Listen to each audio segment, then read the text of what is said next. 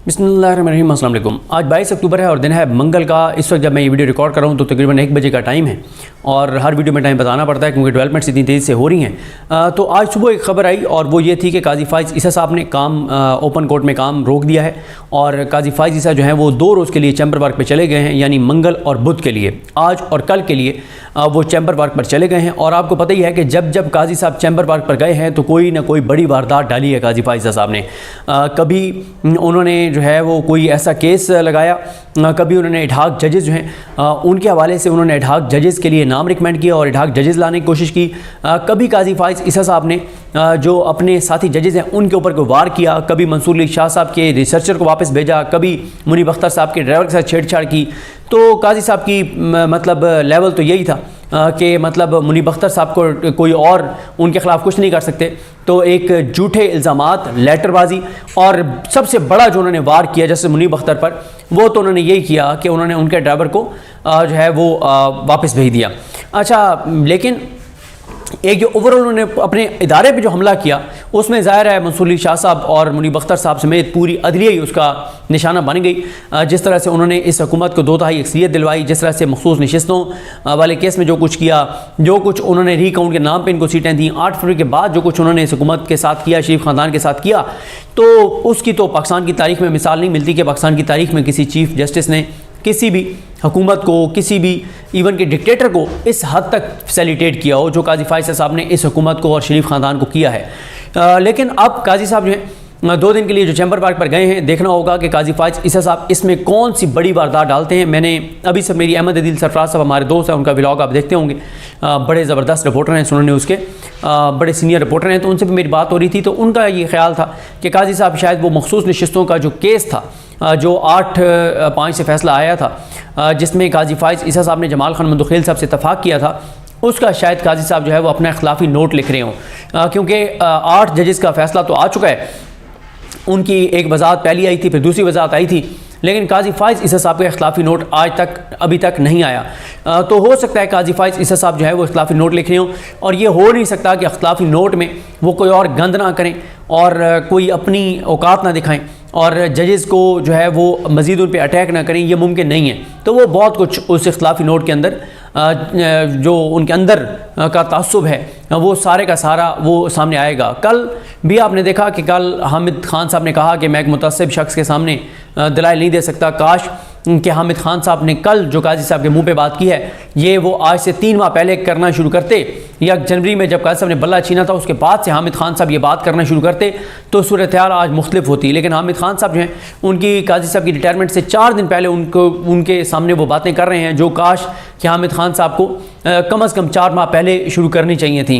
और फिर ज़ाहिर है एक काजी साहब ने जो कुछ इस हुकूमत के लिए किया है उसके बाद खौफ तो बहुत ज़्यादा है कि ये 2 दिन में भी कोई बड़ी वारदात ना डाल दे, हुकूमत को जाते जाते कुछ बड़ा ना दे दें। जैसे अभी ये 26वीं आईनी तरमीम जो है वो चैलेंज हुई है, इसमें भी एक डर है कि कहीं इसको लगा के और इसको एक तरह से वैलिडेट ना कर दें और कह ना दें कि जनाब इसको सुप्रीम कोर्ट नहीं सुन सकती और इसको आईनी बेंच ही सुनेगा।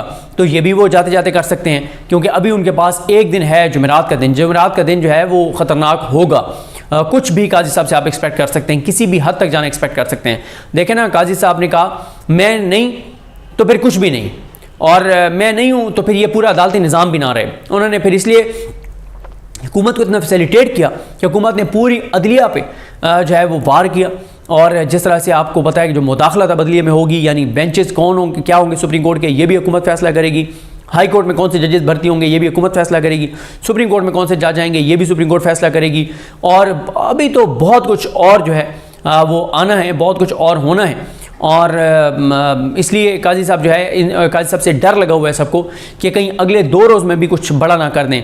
और एक और खदशा था कि कहीं जुडिशल कमीशन जो है उसका इजलास बुला के और काजी साहब जो है वो आईनी बेंच जो है वही ना बनवा के चले जाएं। तो मेरा नहीं ख्याल कि काजी साहब ये करेंगे। उसकी वजह यह है, देखें जुडिशल कमीशन का मैं आपको बता दूं कि जुडिशल कमीशन का काम क्या है और जुडिशल कमीशन जो है वो अब उसकी जो हैयत है वो कैसे चेंज की गई है। जुडिशल कमीशन जो है वो हाई कोर्ट में जजेस की भर्तियां وہ جوڈیشل کمیشن کرتا ہے. ہائی کورٹ سے کون سا جج سپریم کورٹ لانا ہے یہ فیصلہ جوڈیشل کمیشن کرتا ہے. یہ بہت بڑا جوڈیشل کمیشن کا اختیار ہے. پہلے جوڈیشل کمیشن میں کون تھا؟ پہلے جوڈیشل کمیشن میں تھے 5 سپریم کورٹ کے جج یعنی چیف جسٹس, اور ان کے بعد 4 جو ہیں وہ ان کے بعد جو جج آتے ہیں وہ, اور باقی جو 4 ممبرس تھے اس میں ایک اٹارنی جنرل پاکستان, ایک وزیر قانون, ایک ریٹائرڈ سپریم کورٹ کا جج اور ایک پاکستان بار کونسل کا ممبر.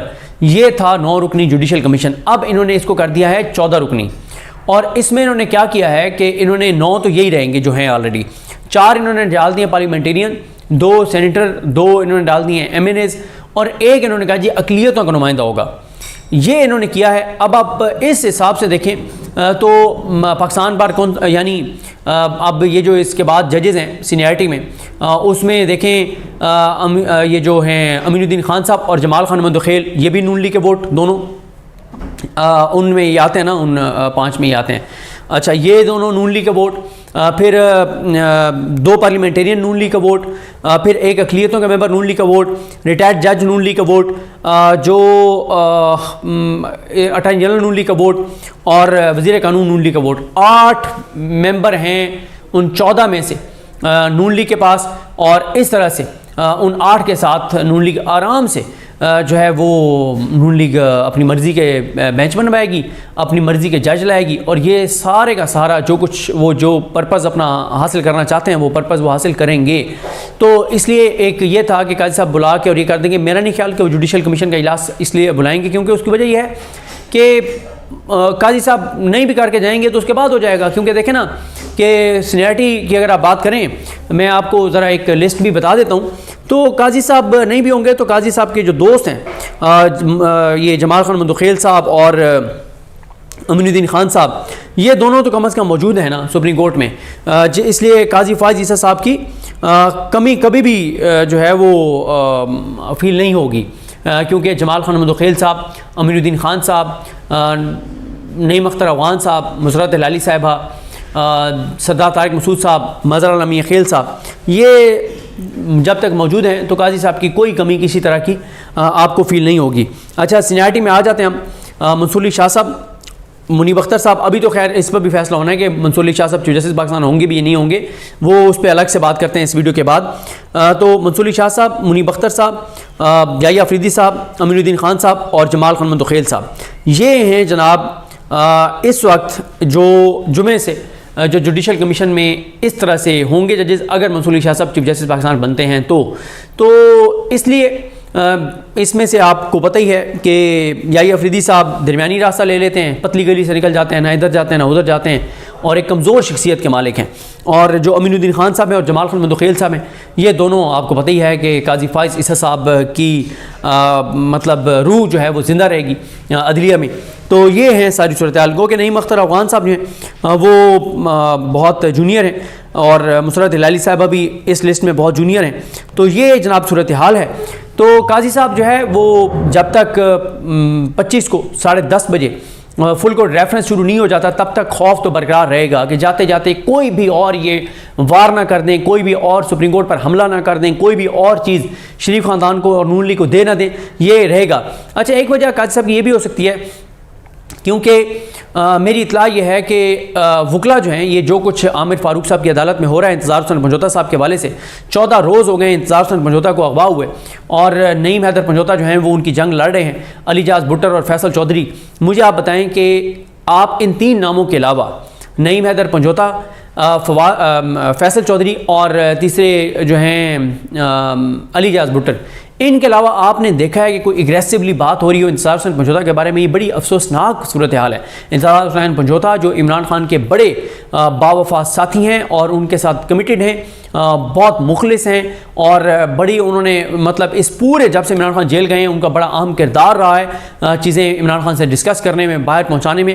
اور یہ بھی میں آپ کو بتا دوں کہ کچھ اور لوگ بھی تھے جو خان صاحب کے بہت کلوز تھے جب خان صاحب جیل میں گئے, لیکن ان کو پھر سائڈ لائن کر دیا گیا کچھ وجوہات کی بنا پر. اب اللہ کی ذات بہتر جانتی ہے کہ ان کے اوپر جو الزامات لگے وہ درست ہے یا غلط ہے, لیکن خان صاحب نے ان کو سائڈ لائن کر دیا. لیکن انتظار حسین پنجوتا وہ ہے نہیں میں درپیش ہوتا وہ ہیں جو آج تک اسی طرح سے خان صاحب اور بشرا بیوی صاحب کے ساتھ جڑے ہوئے تھے، کیونکہ میں ذاتی طور پہ کم از کم یہ جانتا ہوں کہ انصاف حسن پنجوتا کو جس طرح سے آفرز ہوئی تھیں ٹکٹوں کے معاملے میں کہ یہ ٹکٹ ہماری کروا دیں، اتنے پیسے گاڑیاں یہ وہ، تو انہوں نے یہ نہیں کیا تھا.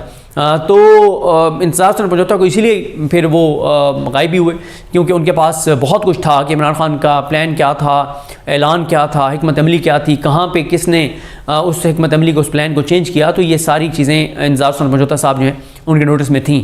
تو یہ ہے ابھی انصاف حسن، ہاں وکلا کا پلان یہ تھا کہ انصاف حسن پنجوتا کو اگر وہ بازیاب نہیں ہوتے تو آج ان کا یہ پلان تھا کہ ہائی کورٹ سے سیدھے وہ جائیں گے قاضی فائز عیسیٰ کی عدالت میں، اور آج بہت بڑا ہنگامہ انہوں نے قاضی فائز عیسیٰ کی عدالت میں کرنا تھا.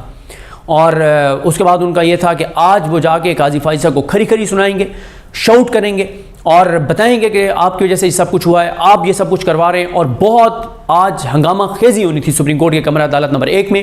یہی وجہ ہے، شاید یہ بھی ہو سکتا ہے کہ قاضی فائز صاحب تک یہ خبر پہنچ گئی ہو، اس لیے قاضی صاحب آج اوپن کورٹ میں نہیں بیٹھے، کل بھی اوپن کورٹ میں نہیں بیٹھ رہے. اور منصور علی شاہ صاحب جو ہیں وہ آج کورٹ روم نمبر 1 میں بیٹھ گئے ہیں، اور اب وہ پرسوں سے بھی یعنی وہ سوموار سے بھی کورٹ روم نمبر 1 میں as a chief justice Pakistan ہی بیٹھیں گے نہیں بیٹھیں گے، یہ فیصلہ آج ہونے کے امکانات ہیں. تو اس پہ بات کریں گے اور دیکھتے ہیں یہ چیزیں کیسے آگے بڑھتی ہیں. مجھے اپنی دعا میں یاد رکھیں. الگ نیم ہم سب کا حامی ناصر. اللہ حافظ.